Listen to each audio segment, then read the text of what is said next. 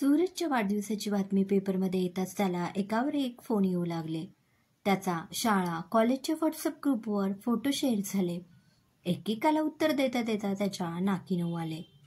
माझं स्वप्न होतं की माझ्या मुलाचं नाव एकदा तरी पेपरमध्ये छापून यावं. आज तेही स्वप्न पूर्ण झालं. वडिलांनीही सूरजला सोडलं नाही. पण हा उपद्व्याप कुणी केला हे काही समजेना. तिकडे कोमल सूरजच्या वाढदिवसासाठी काय करावं या विचारात होती. तिच्यापर्यंत ही पेपरमधली बातमी पोहोचली आणि हे कुणी केलं असावं हेही तिला समजलं. तिलाही हसू आवरेना. सूरज आणि कोमल दोघांनाही ऑफिस होतं. ऑफिस सुटल्यानंतर सर्वजण सूरजच्या घरी जाणार होते. परेश, समिधा यांनाही सांगण्यात आलं. सूरज ऑफिसमध्ये तोंड लपवत गेला. ऑफिसमध्ये त्याचे मित्र त्याला शुभेच्छा देऊ लागले. ऑफिसमध्ये कोणाला हे समजलं नाही म्हणून सूरजला हायसं वाटलं. तो त्याच्या कामाला लागला. त्याच्या केबिनसमोर काही ग्राहक बसले होते. ऑफिसमध्ये त्यांचं काम असायचं. त्यातल्या एकाने समोर ठेवलेला पेपर हातात घेतला. त्या वाढदिवसाच्या बातमीकडे त्यांचं लक्ष गेलं. ते नाव त्याने वाचलं आणि समोर सूरजच्या केबिनमध्ये टेबलवर असलेल्या सूरजच्या नेमप्लेटवरचंही नाव वाचलं. तो गोंधळला, पण विचारावं कसं? लंच ब्रेकसाठी सर्वजण बाहेर आले. एकाने सूरजला शुभेच्छा दिला तसा तो माणूस म्हणाला, साहेब, तुमच्या नावाच्या लोकांचा वाढदिवस आजच असतो वाटतो. म्हणजे? ऑफिसमध्ये सर्वजण त्या माणसाला विचारू लागले. त्याने सर्वांना पेपर दाखवला. हे बघा, आज साहेबांचाही वाढदिवस आणि सेम नाव असलेल्या या लहान मुलाचाही वाढदिवस. सर्वांनी पेपरमध्ये पाहिलं. त्यांच्या लक्षात आलं की हा सूरजचाच फोटो आहे. ऑफिसमध्ये एकच गलका झाला. साहेबांना पेपरमध्ये वाढदिवसाच्या शुभेच्छा छापून आल्या रे. सर्वजण पोट धरून हसत होते आणि अशा प्रकारे सूरजचा वाढदिवस संस्मरणीय झाला. संध्याकाळी घरी परेश, समिधा आणि कोमल सर्वजण जमले. सूरज ऑफिसमधून यायच्या आधीच सर्वांनी टेरेसवर छान तयारी करून ठेवली. फुग्यांची सजावट करण्यात आली. कोमलने छानसा केक मागवून घेतला. समिधाने भावासाठी छानसे कपडे घेऊन ठेवले. सूरज घरी आला आणि या सर्वांना घरी बघून त्याला आनंद झाला. समिधाने भावाला नवीन कपडे दिले आणि हात पाय धुवून तयारी करून वर ये असं सांगितलं. तो वर येईपर्यंत आई, बाबा, कोमल, समिधा आणि परेश वर थांबले. सूरज वर येताच त्याने सगळी तयारी पाहिली. तो खुश झाला. मग केक कापण्यात आला. सूरजने केक कापून तो तुकडा उचलला आणि आता तो मात्र संभ्रमात पडला. एकीकडे होणारी बायको कोमल आणि दुसरीकडे जीवाभावाचा मित्र परेश. आजवर त्याने पहिला घास फक्त परेशला खाऊ घातलेला, पण आता कोमल त्याच्या आयुष्यात आली होती. जर परेशला घास खाऊ घातला तर तिला काय वाटेल आणि कोमलला खाऊ घातला तर परेश नाराज होईल. काय करावं? त्याने केकचा तुकडा हातात घेतला आणि हातातच ठेवला. कोमलला त्याची मनस्थिती समजली. तिने त्याचा हात धरला आणि परेशच्या तोंडाजवळ नेला. परेशलाही सूरजचा गोंधळ समजला होता. त्याने हात अडवला आणि कोमलच्या तोंडाजवळ नेला. दोघेही समजूतदारपणा दाखवत होते. शेवटी सूरज वैतागला. हातातला घास त्याने पटकन तोंडात टाकला. आता उरलेला केक ज्याला हवा त्याने स्वतःच्या हाताने घेऊन टाकावा, असं म्हणत त्याने स्वतःची सुटका करून घेतली. कोमलने सूरजसाठी आणलेलं गिफ्ट त्याला दिलं. एक सुंदर वाचनीय पुस्तक त्यात होतं. गिफ्टवरून कोमलचा स्वभाव दिसून येत होता. शोभेच्या वस्तूपेक्षा व्यक्तिमत्व विकासासाठी उपयोगात येईल असं काहीतरी तिने दिलं होतं. परेशनेही एका बॉक्समध्ये गिफ्ट पेपर रॅप करून सूरजला दिलं. सूरजला कुतूहल होतं परेश काय देईल म्हणून. बॉक्स उघडताच त्याला त्या वाढदिवसाच्या बातमीचं कात्रणं मिळतं. सूरज 2 मिनिट बघतच राहतो आणि मग त्याची एकदम ट्यूब पेटते. केक कापण्याची सुरी घेऊन तो परेशच्या मागे पळतो आणि दोघेही घरभर दंगा करतात. कोमल आणि समिधा पहिल्यांदा एकांतात बोलत असतात. समिधा अबोल, मितभाषी, त्यामुळे कोमललाच तिला बोलतं करायचं होतं. जुजबी बोलण्यातून कोमलच्या लक्षात आलं की समिधा कुठलं तरी मोठं दुःख घेऊन वावरते. सूरजला नंतर याबद्दल विचारू असं ती ठरवते. रात्री उशिरापर्यंत दंगा सुरू होता. उशीर झाल्याने सर्वांनी तिथेच मुक्काम करा असं सूरजच्या आईवडिलांनी सांगितलं. परेश सूरजच्या खोलीत झोपी गेला. आईने समिधा आणि कोमलसाठी अंथरुण टाकले. समिधा झोपी गेली. सूरज आणि कोमल टेरेसवर गप्पा मारत बसले. या परेशने बघ ना किती आगाऊपणा करून ठेवला. तूही काही कमी नाहीस. हॉटेलमधलं उरलेलं त्याला जेव घातला.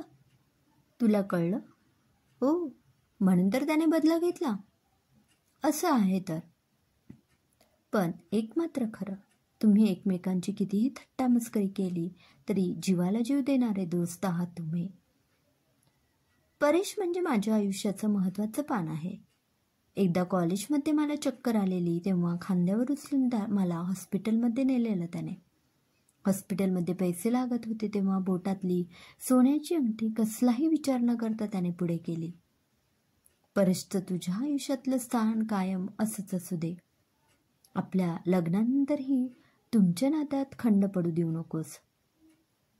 दादू, कोमलने नुसता नकार दिला असता तर सोडून दिलं असतं, पण त्या पोरांनी माझा जो अपमान केलाय ना, मी बदला तर घेणार. अभिनव, अरे आता काय उरलंय? त्यांनी आपला पत्ता केव्हाच कट केलाय. 5 वर्ष आहेत आपल्याकडे. नाही तिला आणि तिच्या बहिणींना अमेरिकेत धंद्याला लावलं तर नाव बदलून देईल. अभिनवला डोळ्यासमोर आता एकच गोष्ट दिसत होती, ती म्हणजे सूरज आणि कोमलचा बदला घ्यायची. कोमलने नकार दिल्यामुळे त्यांचं सर्व प्लॅनिंग फिसकटलं होतं आणि त्यात सूरज आणि परेशने चोपल्यामुळे तो अजूनच चिडला होता. त्याला कोमलच्या घरात काय काय घडतं याची पूर्ण खबर ठेवायची होती. त्याने कोमलच्या वडिलांच्या शेतात काम करणाऱ्या एका मजुराला पैसे देऊन कामाला लावलं आणि आता घरात घडणारी हर एक खबर त्याला हवी होती. खरं तर हे सगळं सोडून त्याला अमेरिकेतला जाणं खूप सोपं होतं, पण कोमल आणि तिच्या बहिणींना नेल्याशिवाय त्याचं काम तिकडे होणार नव्हतं. कोमलच्या बहिणी आता शिक्षणासाठी हॉस्टेलवर राहत होत्या. गावाकडून अचानक शहरात आल्याने सुरुवातीला त्यांना थोडंसं अवघड गेलं, पण हळूहळू त्या रमू लागल्या. सूरजची कायम त्या रस्त्यानेच ये-जा असायची. काही लागलं तर सूरज मदतीला असायचाच. सुट्टीच्या दिवशी कोमल त्यांच्या हॉस्टेलवर जाऊन चौकशी करून येत असायची. सर्वांचं रुटीन सुरळीत सुरू होतं. एकदा कोमलला घरून आईचा फोन आला. कोमलने कर्जाबद्दल चौकशी केली तेव्हा आईने सांगितलं, काळजी करू नकोस, यावेळी उत्पन्न चांगला येईल. आता कापणी झाली की शेतमाल विकून भरपूर पैसे येतील. त्यातून पूर्ण कर्ज फेडता येईल. कोमलला हायसं वाटलं. जर कर्ज पूर्ण फेडलं गेलं तर मला सूरजसोबत लग्नानंतर लगेच जाता येईल. 5 वर्ष दूर राहण्याची गरज राहणार नाही. कोमलच्या मनावरचं खूप मोठं ओझं दूर झालं. सूरजच्या ऑफिसमध्ये एक नवीन क्लायंट आलेला. शेतकऱ्यांना त्यांच्या शेतमालासाठी भाव मिळेल असं सॉफ्टवेअर त्याला बनवायचं होतं. त्यासाठी कुठे, किती आणि कोणतं पीक घेतलं जातं याची माहिती घेऊन सगळा डेटा काम करणार होता. सूरजला हे सगळं ऐकत असताना कोमलच्या वडिलांची आठवण झाली. क्लायंट्स बोलत होता, साहेब, नवनवीन शोध लागताय, नवनवीन कल्पना जन्माला येत आहे, पण जगाचा पोशिंदा शेतकरी त्याच्यासाठी कोण काय करतं? सरकारनेच सगळं करावं असं का वाटतं लोकांना? सामाजिक बांधिलकी म्हणून आपणही काहीतरी केलं पाहिजे. निदान काही आत्महत्या रोखता आल्या तरी पुष्कळ आहे. सूरजला ही कन्सेप्ट खूप आवडली. त्याने यावर काम करायचं ठरवलं. याचा फायदा होणाऱ्या सासरे बुवांना झाला तर चांगलंच.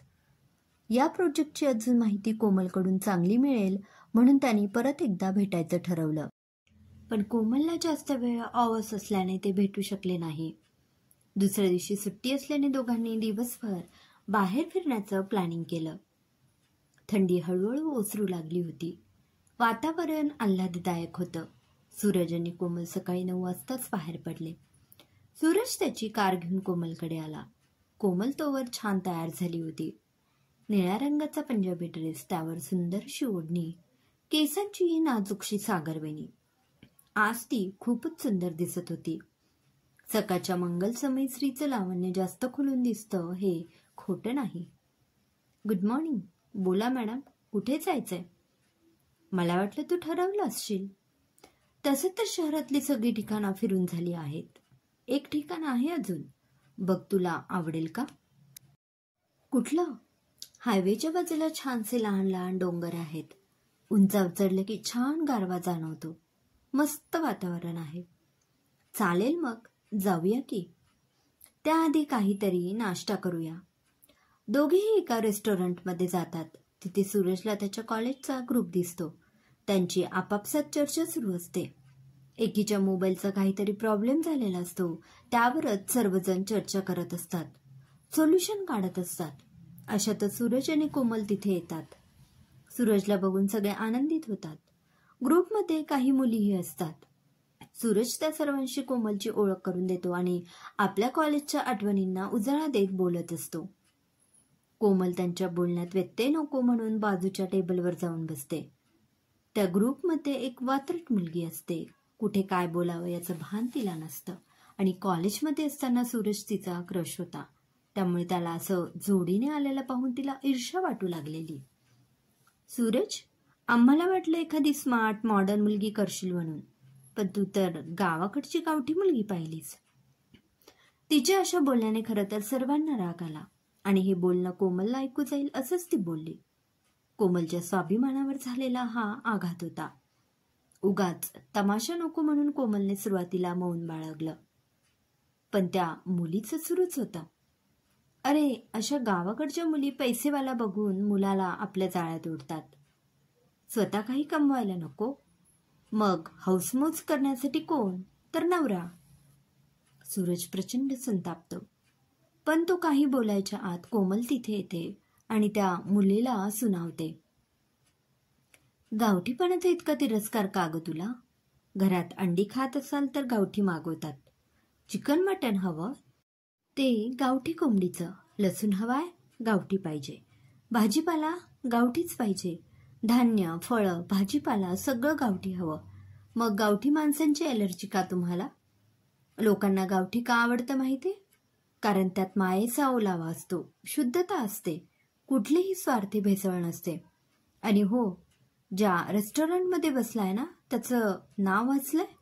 गावरान चव असं नाव आहे.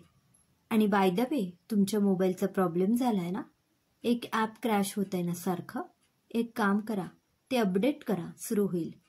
आणि हो, मी गावाकडचे आहे, पण हे जे माझे हात आहेत ना, हे शेतात खुरपणीही करतात आणि बँकिंगसारख्या अवघड सिस्टीमची प्रोग्रॅमिंगही करतात. आम्ही आतून खूप सामर्थ्यवान असतो, तुमच्यासारख्या दिखावा करत नाही, इतकंच. कोमल एवढं बोलून सूरजचा हात धरून तिथून बाहेर पडते. त्या ग्रुपमधल्या मुलीला कुठे तोंड लपवू आणि कुठे नको असं झालं. एका क्षणात त्या मुलीचा अहंकार कोमलने हाणून पाडला होता. दुसऱ्या एका रेस्टॉरंटमध्ये दोघेही नाश्ता करतात. कोमल, सॉरी, माझ्या मित्रांमध्ये तुझा अपमान झाला. तुझी काही चूक नाही सूरज, असतात काही लोक विचित्र. हो, पण तू मात्र एका झटक्यात तिला गप केलंस. मानलं तुला. हे बोलत असतानाच आकाशात काळे ढग जमायला लागतात. हलकीशी वीज चमकू लागते. मोठा पाऊस पडणार असा संकेत येऊ लागतो. सूरजला असं वातावरण खूप आवडायचं. त्यात आता कोमल सोबत. वातावरण एकदम रोमॅन्टिक आणि सूरज तर आज जरा जास्तच रोमॅन्टिक मूडमध्ये आलेला. वातावरण असं झालं की कुणीही त्यात स्वतःला विसरून जाईल. उन्हाच्या झळा जाऊन गार वारा अंगाला झोंबू लागला. झाडं झुडपं वाऱ्यावर खिदळू लागली. पक्षी आकाशात वेगाने विडू लागले. दोघेही नाश्ता करून गाडीत बसले आणि सूरजने हायवेच्या बाजूला असलेल्या डोंगरासमोर गाडी थांबवली. दोघेही डोंगरावर गेले. एकीकडे सूरज असं वातावरण झालं म्हणून खूपच आनंदी होता. दुसरीकडे कोमलची धडधड वाढू लागली. अवकाळी पाऊस म्हणजे काय असतं हे कोमलला चांगलंच माहीत होतं. सूरजला काय कळणार हे सगळं? त्याच्यासाठी वातावरणात झालेला बदल म्हणजे फक्त अनपेक्षित एन्जॉयमेंट होती. कोमल मनोमन प्रार्थना करत होती, देवा, पाऊस नको पडू देऊस प्लीज. आणि दुसरीकडे सूरज गाणी म्हणू लागला, मोहब्बत बरसा देना तू, सावन आया है.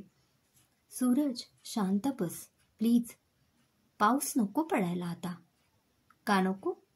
अशी संधी पुन्हा नाही. आज पावसात आपण दोघे मनसोक्त भिजायचं. मोहब्बत बरसा देना सूरज प्लीज. हे सगळं चालू असताना अचानक जोरदार पाऊस सुरू होतो.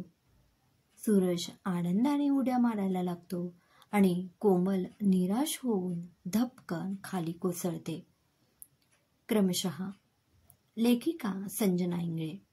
श्रोते हो, कसा वाटला कथेचा हा भाग कमेंटमध्ये नक्की कळवा. पुन्हा भेटूया कथेच्या पुढील भागात. धन्यवाद.